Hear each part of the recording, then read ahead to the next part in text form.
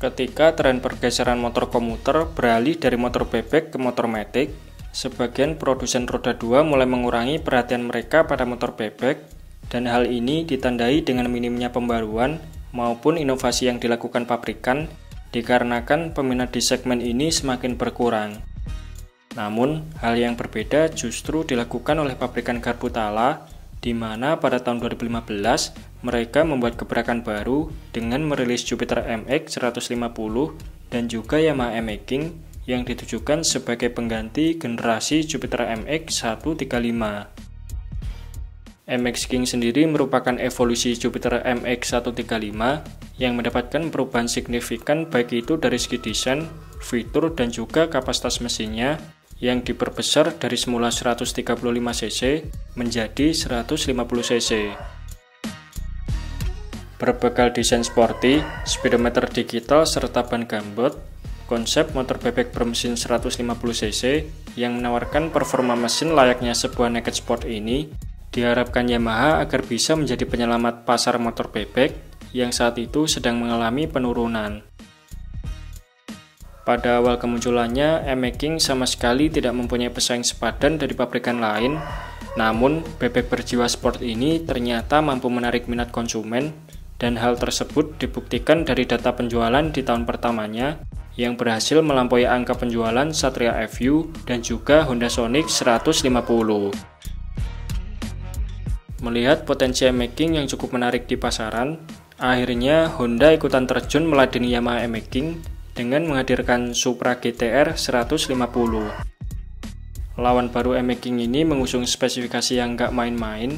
Pasalnya, basic mesin yang diusung Supra GTR adalah mesin 150cc DOHC 6 speed yang diklaim mampu menghasilkan tenaga 16,1 horsepower dan torsi 14,2 Nm. Secara spek di atas kertas, catatan tenaga Supra GTR unggul di atas Yamaha MX King. Dan benar saja, berdasarkan hasil komparasi dari gridauto.com, Supra GTR unggul dari segala sisi, baik itu dari segi akselerasi, top speed, dan juga konsumsi BBM-nya. Namun, fakta yang menunjukkan kalau MX King ini lebih lemot, ternyata tak membuatnya sepi peminat, dan berdasarkan data distribusi Ayago dan bebek 150cc di tahun 2016 sampai tahun 2018, Yamaha MX King mencatatkan jumlah distribusi terbanyak, bahkan jauh melampaui semua kompetitornya yang rata-rata memakai mesin DOHC. Lantas, sebenarnya apa yang membuat Yamaha MX King ini begitu spesial?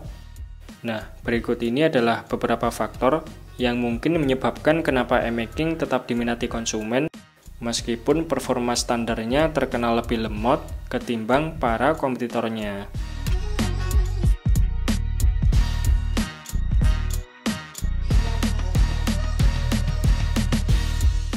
Yang pertama adalah desain. Seperti yang bisa kita lihat, MX King mempunyai desain sporty dan beberapa detail yang tersemat pada motor ini mungkin terlihat cukup menarik. Misalnya seperti desain bodi depan yang berisi, kemudian stop lamp belakang mirip seperti YZF-R 25, serta kaki-kakinya memakai ban tapak lebar adalah nilai plus dari Yamaha MX King yang membuatnya terlihat jauh berbeda dari motor bebek biasa.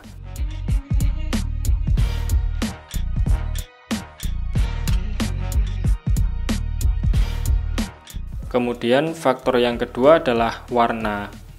Yamaha MX King ditawarkan dalam berbagai varian warna, dan hampir setiap tahun warna motor ini selalu mendapatkan penyegaran. Yamaha menggunakan kombinasi warna-warna yang berani pada MX King. Ditambah lagi, Yamaha juga mengeluarkan MX King dalam beberapa livery spesial, misalnya seperti edisi Dog Show, Movistar, GP Edition, WGP 60 Anniversary, dan lain-lain, sehingga warna yang hadir pada motor ini terkesan tidak monoton.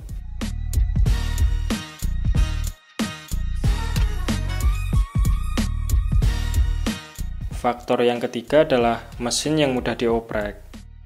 Meski secara performa mesin, MX King lebih inferior ketimbang kompetitornya, namun di sisi lain, MX King mempunyai mesin yang terbilang relatif mudah untuk dioprek. Banyak cara yang bisa dilakukan untuk meningkatkan performa MX King, mulai dari cara yang paling simpel seperti ganti knalpot, setting ECU, ganti noken as atau porting head cylinder, sampai ubahan-ubahan yang cukup ekstrim seperti stroke up, bore up maupun ganti rasio transmisi, sudah menjadi kebiasaan umum user e-making yang hobi kebut-kebutan. Maka dari itu, nggak heran Yamaha e-making ini kerap kali dipakai sebagai senjata andalan bagi bikers yang hobi kebut, dan nggak sedikit juga yang membeli e-making untuk dijadikan sebagai basic motor balap.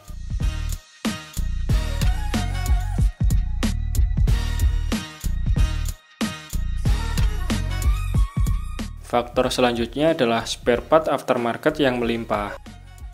Selain mesin yang mudah dioprek, salah satu alasan kuat kenapa e-making ini cukup banyak diminati adalah spare part aftermarketnya yang melimpah.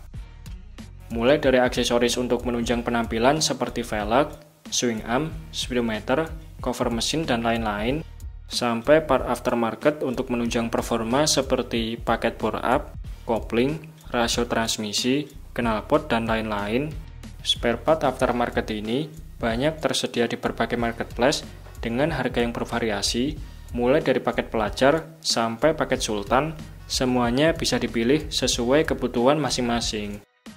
Oleh sebab itu, Yamaha e-making adalah salah satu rekomendasi motor pilihan bagi mereka yang suka dengan modifikasi, baik itu modifikasi mesin ataupun yang sekedar suka dengan modifikasi penampilan saja.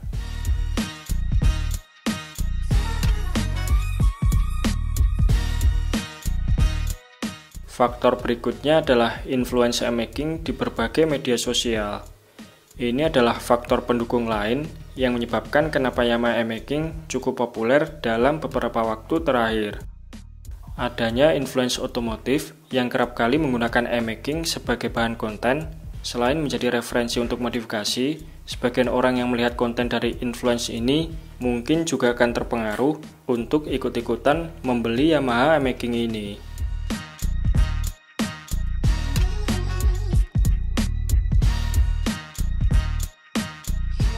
Faktor yang terakhir adalah balap.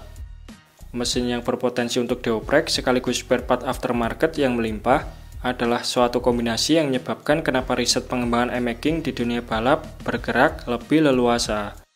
Tak heran, e-making cukup mendominasi kemenangan di beberapa kejuaraan balap, mulai dari kejuaraan balap lokal sampai kejuaraan balap tingkat Asia. Oleh sebab itu, peminat e-making ini nggak hanya datang dari kalangan pengguna harian saja, namun banyak juga tim-tim balap yang mempercayakan e-making sebagai basic motor balap, baik itu balap drag race maupun balap road race.